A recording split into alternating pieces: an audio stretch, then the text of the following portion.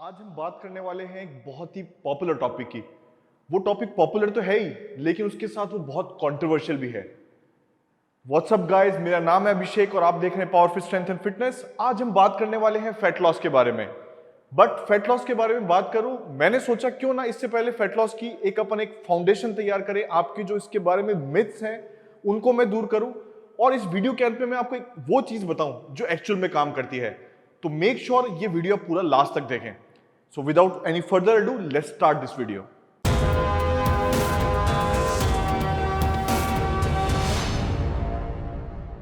तो आइए शुरू करते हैं सबसे पहले पॉइंट या सबसे पहले मिथ से, जो इन मिथ्स में भी सबसे पॉपुलर है। और वो मिथ है कि आप किसी पर्टिकुलर एक्सरसाइज से किसी पर्टिकुलर एरिया का फैट रिड्यूस कर सकते हैं। कुछ लोग सोचते हैं कि मैं अगर जैसे ट्विस्ट करूंगा या इस तरह से ट्विस्ट करूंगा या मैं साइड्स में जो साइड्स का जो मेरा फैट है किसी एक पर्टिकुलर एक्सरसाइज से लॉस कर सकता हूं, या फिर जो मेरा चेस्ट फैट है उसको मैं हो सकता है बेंच प्रेस या पुशअप्स लगा के एक साथ मैं उसको फैट लॉस कर सकता हूं उस एरिया का। आर्म्स को मैं जल्दी से पतला कर लूंगा। बहुत सारी लेडीज को ऐसा मतलब लगता है कि ट्रेनर्स मेरा बताएंगे कि भाई, कुछ ट्रेनर्स बता देंगे आप ये साइड रेजेस कर लीजिए इस तरह से और आपका आर्म का फैट लूज हो जाएगा। और सबसे बुलशिट जो हमारी जो फिटनेस इंडस्ट्री में चल रहा है, दोज आर स्लिमिंग बेल्ट्स। जो स्लिमिंग बेल्ट आते हैं जो आप लगा लेंगे यहाँ पे अपने कमर में, कुछ देर तक वो चलेगा और पसीना हो जाएगा, आपका फैट लॉस हो जाएगा। It's totally bullshit. ऐसा नहीं होता है। Spot reduction is totally impossible. बहुत सारी रिसर्चेस और बहुत सारी स्टडीज ऑलरेडी इस चीज के ऊपर हो चुकी है कि रिगार्डलेस ऑफ आप कोई भी एक्सरसाइज आप जिम में या अपने घर पे लगाएंगे, आप किसी पर्टिकुलर पार्ट का एक्सरसाइज लगाएंगे, उस पर्टिकुलर पार्ट का फैट लॉस आप फिर भी नहीं कर पाएंगे। What exactly works is, work ये करता है, आप जो बेस्ट स्ट्रेटेजी अपना सकते हैं वो ये अपना सकते हैं कि आप उस पर्टिकुलर पार्ट को ट्रेन करने के बजाय आप वो वर्कआउट करें जिसमें आपका कैलोरी जो है सबसे ज्यादा बर्न हो या जिसमें सबसे ज्यादा मसल ग्रुप्स आपके इन्वॉल्व हो, जिसके बारे में हम अगले पॉइंट्स में बात करेंगे। But for the first myth, spot reduction is not possible. आप किसी एक पर्टिकुलर एक्सरसाइज से किसी एक पर्टिकुलर एरिया का फैट रिड्यूस नहीं कर सकते हैं। तो दूसरा सबसे बड़ा जो मिथ है वो है कि जो प्रोटीन का कंजम्पशन है वो सिर्फ मैटर करता है जो बॉडी बिल्डिंग कर रहे हैं या जो स्ट्रेंथ ट्रेनिंग कर रहे हैं, सिर्फ उन्हीं लोगों के लिए इंपॉर्टेंट है। And my friends, this is also a myth. Protein जो फैट लॉस कर रहे हैं, जो जनरल वेलबींग के लिए अपना वर्कआउट कर रहे हैं, उनके लिए भी उतना ही इंपॉर्टेंट है। चलिए इसके थोड़ा सा अपन डेप्थ में चलते हैं। प्रोटीन की जब बात करते हैं, प्रोटीन का बेसिकली बिल्कुल आप सही समझ रहे हैं कि इसका बेसिक फंक्शन यही है कि मसल गेन करने में आपको हेल्प करेगा। लेकिन इसकी दो चीजें हमें और समझनी पड़ेगी। प्रोटीन रिच फूड आप जब भी खाते हैं तो ये आपके हंगर लेवल्स को ज्यादा लंबे समय तक सेटिस्फाई कर सकता है। जो सेटाइटी जिसको अपन बोलते हैं, ये वो इंक्रीज करता है। आप ज्यादा समय तक सेटिस्फाइड रहेंगे हंगर लेवल्स को लेकर अपने। और दूसरी जो सबसे इंपॉर्टेंट चीज है वो ये है कि जब भी आप वर्कआउट करेंगे आपके मसल्स ब्रेक होंगे और उस मसल्स को वापस अगर आप एफिशिएंटली वापस रिपेयर करना चाहते हैं तो उसके लिए आपको प्रोटीन चाहिएगा। तो आप वापस बोलेंगे कि भाई मुझे मसल से मतलब नहीं है, I just want to lose fat. But जैसे ही आपका मसल लेवल्स इंक्रीज होंगे आपकी बॉडी में, तो आपके बॉडी का मेटाबॉलिज्म भी इंक्रीज होगा। So understand this. एक तरफ आपके मसल्स हैं और एक तरफ आपके फैट हैं। ये दो कंप्लीटली अलग अलग तरह के टिश्यूज हैं।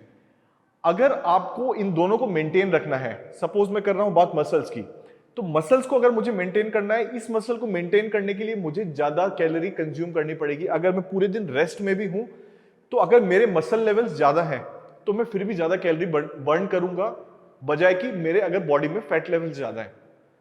सो it is always a good idea to have more lean muscle mass in your body, because इससे आपका मेटाबॉलिज्म इंक्रीज होगा। बॉडी के मेटाबॉलिज्म का मतलब क्या हुआ अगर आप पूछेंगे, तो इसका मतलब बेसिक अगर भाषा में बात करें तो सिर्फ इतना है, अगर मैं पूरे दिन लेटा हूं कुछ भी नहीं कर रहा हूं, तो मेरे जो बॉडी के बेसिक फंक्शंस हैं, जो रेस्पिरेशन है, डाइजेशन है, या जो मेरी जितने भी बेसिक ऑर्गन्स हैं, हार्ट है, लंग्स हैं, उनको वर्किंग मोड में रखने के लिए जितनी कैलोरीज कंज्यूम होती है पूरे दिन में, उसको मैं मेटाबॉलिज्म बोलूंगा। तो आपकी बॉडी में जितना मसल परसेंटेज ज्यादा होगा, आपका बॉडी का मेटाबॉलिज्म उतना फास्ट होगा, आपके लिए फैट लॉस करना भी उतना ही फास्ट होगा। So yes, even if you are losing fat, you want protein in your diet. तीसरा पॉइंट, जो कि ये भी बहुत बड़ा मिथ है, जिम्स में आप जाएंगे तो आपके जो ब्रो ट्रेनर्स होते हैं, जो ब्रो साइंस वाले जो ट्रेनर्स होते हैं, वो आपको बहुत बार ये चीज बताने वाले हैं कि भैया आप आओ, मैं आपको एक्सरसाइज कराता हूँ और आपकी फैट को मसल्स में कन्वर्ट कर देता हूँ। या फिर भैया अगर आपने बहुत दिनों तक वर्कआउट छोड़ दिया ना तो आपकी मसल्स फैट में कन्वर्ट हो जाएंगी। तो जैसे कि मैंने आपको इससे पहले वाले पॉइंट में बताया था, फैट और मसल्स टोटली डिफरेंट टिश्यूज हैं। फैट का जो बेसिक कंपोनेंट होता है वो होता है ट्राइग्लिसराइड्स, और जो आपके मसल्स का जो बेसिक कंपोनेंट या फाउंडेशनल ब्लॉक जो होता है वो होता है एमिनो एसिड बेस। तो ऐसा नहीं है कि आप जब वर्कआउट करेंगे तो आपके फैट मसल्स में कन्वर्ट होंगे, नहीं, आपका फैट रिड्यूस होगा, आपकी मसल्स डेवलप होंगी। These are two different processes. और जब आप वर्कआउट कुछ टाइम के लिए छोड़ देते हैं तो उस टाइम भी ऐसा नहीं होगा कि आपकी मसल्स फैट में कन्वर्ट हो जाएंगी। मैं आपको ये भी बताता हूं कि ये मिथ आई कहां से कि ये मसल जो है फैट में कन्वर्ट हो जाती है। ये आई यहां से जब बहुत बार वर्कआउट करते हैं और फिर आपने 3 से 4 महीने के लिए वर्कआउट छोड़ दिया, उसके बाद में लोग सोचते हैं कि यार मैं तो वापस मोटा होने लग गया, ये तो मेरा फैट वापस बढ़ने लग गया, तो क्या मेरी मसल्स वापस फैट में कन्वर्ट होना स्टार्ट हो गई? नहीं, एक्चुअली में हो ये रहा है कि जब आप वर्कआउट कर रहे थे तो आप एक सेट नंबर ऑफ कैलोरीज, हो सकता है 500 to 700 या उससे भी ज्यादा कैलोरीज आप ऑलरेडी बर्न कर रहे थे, आप एक सेट डाइट के ऊपर थे। बट जैसे ही आपने वर्कआउट छोड़ा, हो सकता है आपकी डाइट वही चल रही है या आपने डाइट इंक्रीज कर दी है, आपका कैलोरी जो कंजम्पशन है वो इंक्रीज हो गया है पहले के बजाय, तो जो एक्स्ट्रा कैलोरी आप जो कंज्यूम कर रहे हैं वो आपका फैट बढ़ा रही है और आपके मसल्स के लेवल ड्रॉप हो रहे हैं क्योंकि आपने जो स्ट्रेंथ वर्कआउट करना है वो छोड़ दिया है काफी टाइम से। So again, remember this, muscles and fat are two completely different tissues and they work in two completely different manners. चौथा पॉइंट लड़कियों में ज्यादा पॉपुलर है सबसे ज्यादा, कि फैट लॉस के लिए सिर्फ कार्डियो या एरोबिक एक्सरसाइज ही इंपॉर्टेंट है। ये स्ट्रेंथ एक्सरसाइज तो सिर्फ उन्हीं के लिए जरूरी है जिनको बॉडी बिल्डिंग करनी है, स्ट्रेंथ ट्रेनिंग करनी है। नहीं, ये बिल्कुल गलत है। इनफैक्ट बहुत सारी साइंस बेस्ड स्टडीज और मेरा पूरा एक्सपीरियंस ये कहता है कि strength training is much more essential than your cardio और एरोबिक ट्रेनिंग। अगर मैं प्रायोरिटी में इसको रखना चाहूं तो definitely strength training, weight training या रेजिस्टेंट ट्रेनिंग जिसको हम बोलते हैं, this is going to be in your first and foremost priority. अब इसका रीजन जानते हैं ऐसा क्यों। आपको ध्यान होगा मैंने आपको प्रोटीन के बारे में बताया था कि किस तरीके से प्रोटीन आपको मसल लेवल्स इंक्रीज करने में हेल्प करता है, किस तरीके से ब्रोकन डाउन मसल्स को रिपेयर करके उन मसल्स को वापस बड़ा करने में हेल्प करता है। तो वो मसल्स ब्रेक करने के लिए हमें स्ट्रेंथ ट्रेनिंग करनी पड़ती है। Every time you go to gym और यू डू वेट ट्रेनिंग और यू डू रेजिस्टेंस ट्रेनिंग, आप मसल्स को डैमेज करते हैं and those muscles get repaired over time with the help of rest, with help of nutrition. तो जैसे जैसे आप स्ट्रेंथ ट्रेनिंग को आप इंक्रीज करेंगे वैसे वैसे ही आपके मसल डैमेज स्टार्ट होगा, वैसे ही आपके मसल रिपेयर होंगे और उसी के बाद में वो बड़ा होना स्टार्ट होंगे। जब वो मसल लेवल्स आपके इंक्रीज होंगे, जब आपकी मसल की स्ट्रेंथ बढ़ेगी तो आपके बॉडी का जो है मेटाबॉलिज्म भी बढ़ेगा। तो अगेन ये उसी चीज के ऊपर आती है कि हर किसी को रिगार्डलेस ऑफ योर जेंडर, अगर आप चाहे मेल हो चाहे आप फीमेल हो, आपको ऑप्टिमम लेवल ऑफ मसल्स आपकी बॉडी में डेफिनेटली चाहिए ही चाहिए। इसी मिथ के अंदर मैं एक छोटा सा मिथ और भी दूर कर देता हूं कि बहुत लड़कियों को ऐसा भी लगता है कि मैं अगर स्ट्रेंथ ट्रेनिंग करूंगी या मैं डंबल्स उठाऊंगी या मैं वेट्स उठाऊंगी तो मेरी बॉडी जो है लड़कों की जैसी हो जाएगी। माय फ्रेंड्स, ऐसा बिल्कुल भी नहीं है। लेडीज के अंदर वो हार्मोन उतनी क्वांटिटी में नहीं है कि वो उस लेवल के मसल लेवल्स को सपोर्ट कर सके जितने लड़के कर पाते हैं। तो लेडीज को भी डरने की जरूरत नहीं है कि जब वो स्ट्रेंथ वर्कआउट करेंगे तो उनके मसल लेवल्स उतने इंक्रीज हो जाएंगे या उनकी बॉडी मैनली हो जाएगी, ऐसा नहीं है बिल्कुल भी। So regardless of your target, make sure कि आपके वर्कआउट रेजीम के अंदर स्ट्रेंथ ट्रेनिंग जरूर हो एंड इनफैक्ट वो फर्स्ट वर्कआउट के आपकी फर्स्ट एंड फॉरमोस्ट प्रायोरिटी में हो। आप स्ट्रेंथ ट्रेनिंग कंप्लीट करें, उसके बाद में आप कार्डियो करें। आप स्ट्रेंथ ट्रेनिंग हो सकता है वीक में 5 बार ही करें, कार्डियो आप 2 या 3 बार करेंगे तो भी चलेगा। So that's there. तो चलिए 5वें मिथ की बात करते हैं। सब लोग बोलते हैं कि वो वेट लूज करना चाहते हैं। नहीं, आपको ये समझना होगा, आप वेट लूज नहीं करना चाह रहे, आप फैट लूज करना चाह रहे हैं। बॉडी वेट की जब हम बात करते हैं तो उसके बहुत सारे कंपोनेंट्स होते हैं। बॉडी वेट की जब आप बात कर रहे हैं तो उसमें आपको मसल मास होगा, आपके बोन्स हैं, आपके ऑर्गन्स हैं, and one and the last जो कि आप लूज करना चाह रहे हैं एक्चुअल में वो एक्सेस ऑफ फैट है। इनफैक्ट कुछ परसेंटेज ऑफ फैट हमें बॉडी में चाहिए भी हमारी प्रॉपर फंक्शनिंग के लिए भी, for organ insulation, for proper working of our organs, हमें कुछ लेवल ऑफ फैट बॉडी में चाहिए भी। तो जब भी आप वर्कआउट कर रहे हैं, बहुत बार ऐसा भी होता है जब कोई क्लाइंट जिम में आता है, वो वर्कआउट स्टार्ट करता है, हम उसे स्ट्रेंथ ट्रेनिंग कराते हैं, प्रॉपर न्यूट्रिशन देते हैं, और उसका हो सकता है कुछ टाइम के लिए एक बार टेम्पररी वेट इंक्रीज हो। वो वेट इंक्रीज इसलिए होता है माय फ्रेंड्स क्योंकि आपके मसल लेवल्स इंक्रीज हो रहे हैं। और जब मसल और फैट की बात करते हैं तो मसल की जो डेंसिटी होती है, घनत्व जिसे हम बोलते हैं, वो फैट के कंपैरिजन में काफी ज्यादा होता है। अगर देसी भाषा में अगर मैं बात करना चाहूं तो अगर आप मसल्स को लोहा बोलेंगे, 1 किलो लोहा हो सकता है शायद सिर्फ इतना हो, और यहां पे 1 किलो रुई रख दीजिए तो वो फैट वो रुई है। फैट डेफिनेटली आपकी जगह ज्यादा लेगा, उसकी डेंसिटी कम है, बट मसल्स आपकी जगह कम लेगी या स्पेस कम लेगी आपकी बॉडी में, बट उसका वेट ज्यादा होगा। तो वही होता है जब हम वर्कआउट स्टार्ट करते हैं, स्ट्रेंथ वर्कआउट स्टार्ट करते हैं, हो सकता है हमारे इंचेस लूज हो रहे हो, and that is good sign क्योंकि आप फैट लूज कर रहे हैं, कांग्रेचुलेशंस। बट आपका वेट स्केल पे हो सकता है कम नहीं हो रहा हो, एंड दैट इज बिकॉज क्योंकि आप मसल्स गेन कर रहे हैं, and that is again a very good sign, congratulations again, क्योंकि आप दोनों ही चीजें अच्छी कर रहे हैं, आप मसल गेन भी कर रहे हैं और आप फैट लॉस भी कर रहे हैं। सो ऑलवेज रिमेंबर, आप जब भी वर्कआउट कर रहे हैं, your primary target the primary target is to lose bad fat and not weight। तो आइए अब चलते हैं आखिरी मिथ के ऊपर, और वो आखिरी मिथ तो शायद घर घर की देसी नुस्खे में है वो, कि सुबह उठो, गर्म पानी करो और उसमें नींबू डाल दो और आपका फैट पिघलना स्टार्ट हो जाएगा, आप फैट लॉस करना स्टार्ट कर देंगे। This is again totally disapproved, totally unproved. ये ऐसा कुछ नहीं होता है, ऐसा कोई भी फूड नहीं है हमारे पूरा जो फूड चेन है उसमें ऐसा कोई भी फूड नहीं है जो कि नेगेटिव कैलोरीज है, जो कैलोरी के अंदर नेगेटिव है, जिससे आप खाएंगे और आपका फैट लॉस होना स्टार्ट हो जाएगा।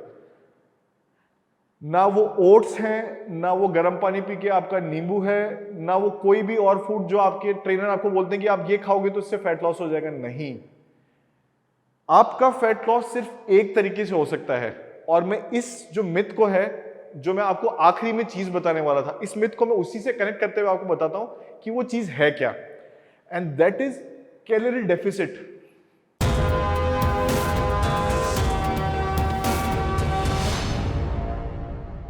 तो कैलोरी डेफिसिट क्या है, इसको अब समझना बहुत जरूरी है। कैलोरी की बातें बहुत हो गई, मैंने पहला वीडियो बनाया था उसके अंदर भी हम बात कर रहे थे कि कैसे आप कैलोरी एक्सपेंडिचर, आपका कैलोरी कंजम्पशन और सारी सब चीजें। तो आपको ध्यान होगा सेकंड पॉइंट पे मैंने बात की थी कि प्रोटीन से आपको कैसे मेटाबॉलिज्म बढ़ता है, और मेटाबॉलिज्म होता क्या है कि आप पूरे दिन रेस्ट कर रहे हैं तब भी आपके ऑर्गन्स को और आपकी बेसिक बॉडी फंक्शनिंग को चलने के लिए कितनी कैलोरीज चाहिए। Suppose me as a male of 70 kg, 30 years of age, मेरी जो अभी XYZ अगर मेटाबॉलिज्म है दैट इज 1500 कैलोरीज मैं बर्न करता हूं, that is my BMR, basal metabolism rate. तो 1500 कैलोरीज ऐसी कैलोरीज हैं जो कि मैं रिगार्डलेस ऑफ कुछ भी ना करूं दिन में तो वो मेरी बर्न होने ही वाली है। उसके बाद में बात आती है कि मैं जो फूड कंज्यूम कर रहा हूं उस फूड को एब्जॉर्ब करने के लिए बॉडी को भी कुछ कैलोरीज बर्न करनी पड़ती है, जिसको थर्मोजेनिक इफेक्ट भी बोलते हैं। और तीसरा हमारा आता है कि हम जो भी स्ट्रक्चर्ड एक्टिविटी कर रहे हैं या पूरे दिन में एक्टिविटी कर रहे हैं या उसके अलावा जो वर्कआउट कर रहे हैं, तो जो एक्टिविटीज के थ्रू जो हमारी कैलोरीज बर्न हो रही है तो वो हमारी third form of calorie consumption हो गया। तो सपोज कीजिए कि ये जो तीनों तरह की जो मैंने कैलोरी कंजम्पशन की बात करी, इसके थ्रू मैं लगभग वर्कआउट और मेरे डेली एक्टिविटीज, मैं जो फूड कंज्यूम कर रहा हूं उसके थ्रू, और जो मेरा BMR है उसके थ्रू लगभग मैं 2200 कैलोरी कंज्यूम कर रहा हूं।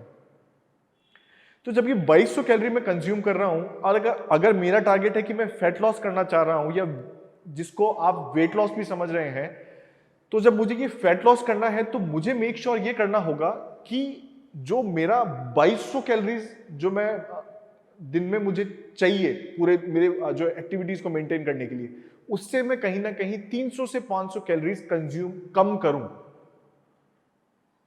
एक सस्टेनेबल फैट लॉस के लिए। आप उससे कहीं ज्यादा भी कम कर सकते हैं, but that is not recommended, क्योंकि आप इतना जो आपका जो वो डेफिसिट है उसको आप सस्टेन नहीं कर पाएंगे। तो माय फ्रेंड्स, जो एक चीज है जो वर्क करती है एक्चुअली में, दैट इज कैलोरी डेफिसिट। जितना आपको दिन में आपकी एक्टिविटीज को करने के लिए आपको कैलोरीज चाहिए, उससे आपको कम कंज्यूम करनी है। In my case, if it is 2200 calories, I would consume anywhere between 1500 to 1700 और 1500 to 1900 calories to create that deficit, depending on my target, कि मेरा टारगेट कितना दूर या पास या कितना जल्दी या लेट में इसे अचीव करना चाह रहा हूं। So this is about calorie deficit. तो जब हम बात कर रहे थे कि ऐसा कोई फूड नहीं होता है जो कि नेगेटिव कैलोरी में हो, जिसे आप खाएंगे और आपकी कैलोरीज बर्न होना स्टार्ट हो जाएंगी, तो ऐसा कोई फूड नहीं होता है। तो इसलिए आपको ये चीज दिमाग से निकालनी होगी। सो माय फ्रेंड्स, पर से देयर आर नो गुड और बैड फूड्स।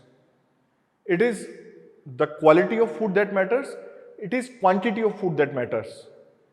हमें ये चाहिए कि हम जो फूड कंज्यूम कर रहे हैं, it should be calorie, not just calorie dense, it should be nutrient dense.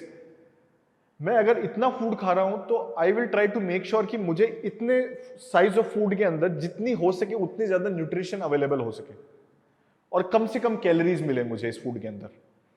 So that is how I can make sure कि मेरे जो पूरे बॉडी की जो सिस्टम है, जो पूरी फंक्शनिंग है, वो एफिशिएंटली चलती भी रहे और मेरे जो वेट लॉस का जो टारगेट है वो भी अचीव हो सके। जब वेट लॉस की बात करते हैं तो बहुत सारी डाइट्स के बारे में बात होती है। लो कार्ब डाइट, ये कीटोजेनिक डाइट जो आजकल बहुत चल रही है, बहुत सारे सेलिब्रिटीज फॉलो करते हैं और उसके चक्कर में बहुत सारे हम जैसे कॉमनर्स भी उसको फॉलो करना स्टार्ट कर देते हैं। तो मैं भी आपको इसमें एक छोटा सा इनपुट देना चाहूंगा। देयर आर नो गुड और बैड डाइट पर से। डाइट अच्छी वो है जिसको आप लॉन्ग टर्म में एडहर कर सकें, जिसको आप लॉन्ग टर्म में फॉलो कर सकें। अगर आप कीटोजेनिक डाइट को फॉलो कर सकते हैं, आपको लगता है कि आपकी डेली लाइफस्टाइल के साथ वो सूट होती है, आप उसको लाइफ टाइम या प्रॉब्ली लॉन्ग टर्म के साथ उसको आप कंटिन्यू कर पाएंगे, even that is good for you. अगर आपको लगता है low carb diet works for you, it's good for you, no problem. What only matters is, जो पूरी कहानी है वो सब कुछ इसी पे घूम के आती है कि हमें कैलोरी डेफिसिट क्रिएट करना है। And again, calorie deficit create करने के हैं वो दो तरीके हैं। आप कैलोरी डेफिसिट या तो क्रिएट कर सकते हैं अपने जो फूड कंजम्पशन है, कैलोरी कंजम्पशन को कम करके, या फिर आप जो डेली एक्टिविटी कर रहे हैं, एंड इट इज रिकमेंडेड, जो डेली एक्टिविटी आप कर रहे हैं उसमें आप स्ट्रक्चर्ड वर्कआउट ऐड करके अपने जो कैलोरी एक्सपेंडिचर को बढ़ा दीजिए, उससे भी आपका कैलोरी डेफिसिट रीच हो जाएगा। So that's it for today guys. I hope आपको ये वीडियो बहुत अच्छा लगा होगा।